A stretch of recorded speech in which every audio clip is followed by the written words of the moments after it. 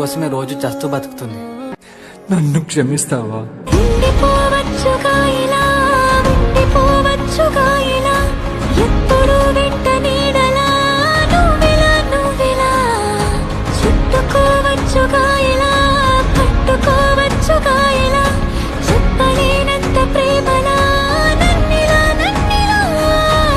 Life లో option గా ఉండే కంటే విడిపోవడమే బెస్ట్ ఏమో చెల్లమ్మ.